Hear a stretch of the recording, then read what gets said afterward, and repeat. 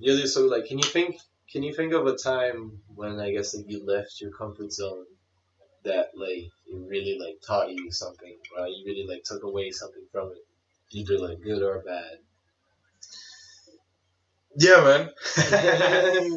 uh, well, I think the one time I really went out of my comfort zone, and it was kind of like when you go for it. This is this is not what it is, but like I'm comparing it to like maybe a guy going to ask out a girl that he feels that is way out of his league. Okay. Right?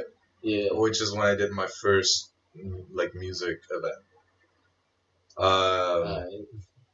Because I went. I think I've told this story maybe on another episode, possibly. But like, I had no experience. I had just brand new equipment that I had just bought. I had just moved to Chile. I didn't know anyone in the industry, you know, and just kind of like went to a place, like a bar club, and like presented myself as the CEO, founder, and owner of High Beat Music Productions. And like, it wasn't a lie, right? Like, right. If it's not a lie, technically you're right. I did bullshit a little bit, saying like I produce events in the U.S. and I moved here to Chile because I want to expand in Latin America, blah blah blah. And like, that was a little bit of bullshit because I was not doing events in the U.S. Like my own. But like I was so nervous about that day, the entire walk to the place, because like a friend pushed me to do this, you know. He knew that I had just bought equipment so I could start doing parties. I'll take it real quick. Yeah, no, for sure. Okay. And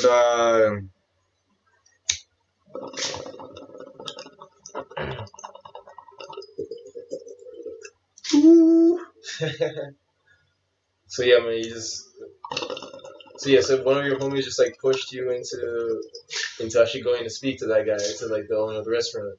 Yeah, man, and like I on the entire way I was like, what am I gonna fucking say, man? I was trying to like maybe come up with some introduction. I was trying to like think like, fuck, like what do I got to prove this guy that like and stuff. But I came in like once we crossed that door, kind of like my brain did like a switch. Kind of went on automatic almost. I mean, that's cool, man. I mean, it was like because like, you told me this story before, but from what you told me, like it seemed like that was a big turning point in like, your whole like music career. It really taught me. It really taught me.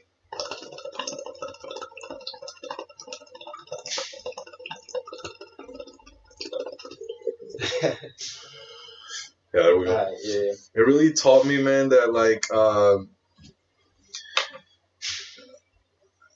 this with a combination of a few very specific like experiences I've had in my life has taught me to get out of my comfort zone, like socially, and the fact of like kind of like having more confidence and believing in myself. Because I really like my thing is like I was raised by a family that's really kind of like, oh, excuse me, oh, sorry, oh, please, can I, could I, like, please, you know, like, that kind of, that's how I feel. And that's how I feel like I was raised to be, like, really polite. Yeah, dude, like, too polite, you know? Okay.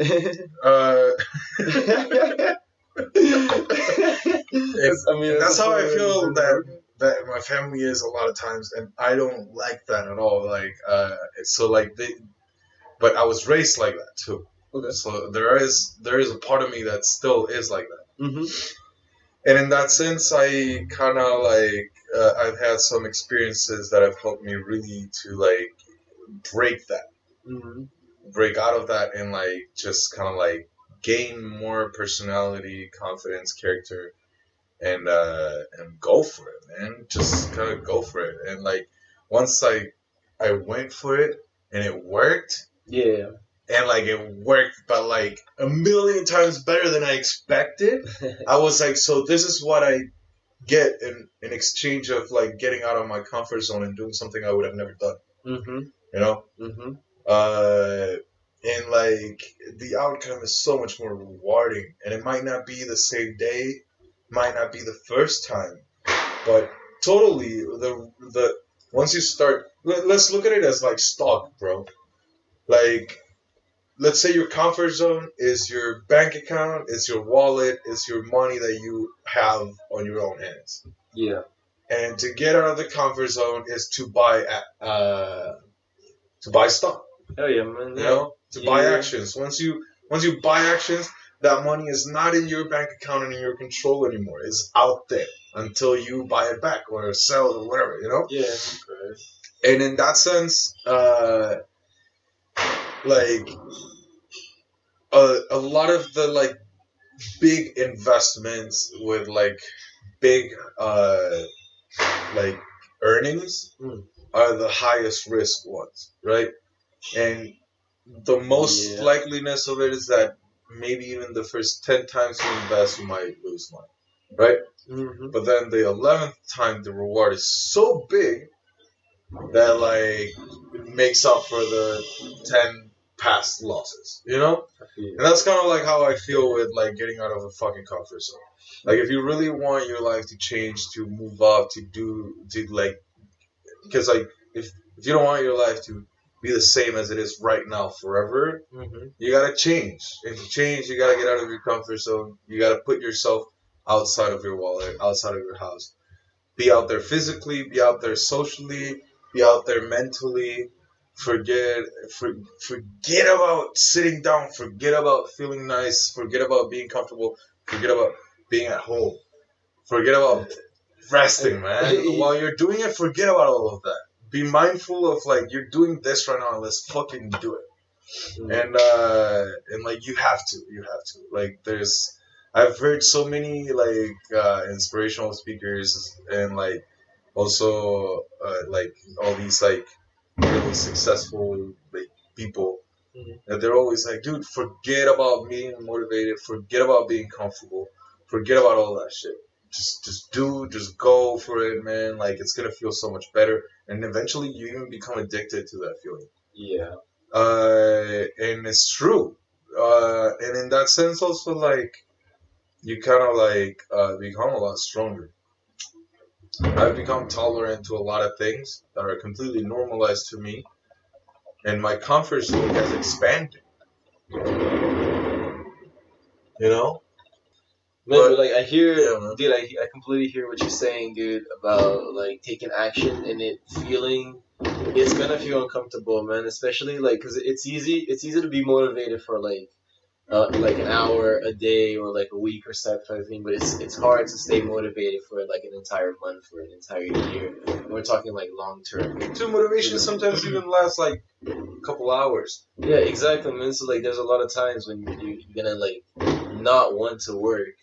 But like the whole point is like you keep working, man. You grind through that not wanting to do it until like you come back to like the motivation, the like motivation kind of part of it, you know. So like your action kind of like motivates you to keep going. Yeah, man. And it's almost like you can compare it to like when you're like running and you get that like runner's high. Yeah. You know, like the second rush of endorphins, and you just kind of like keep going and you get a second win. Yeah, man. You know, it's real, man. It is real. Yeah, it is real. It. Not like not the runner, not running, but like I've been like doing exercise and like you push it to your fail point, but then like I've sometimes and rarely you get to like push through that point. And all of a sudden, like the pain goes away, bro, and it's crazy. And it's like if you were not tired over.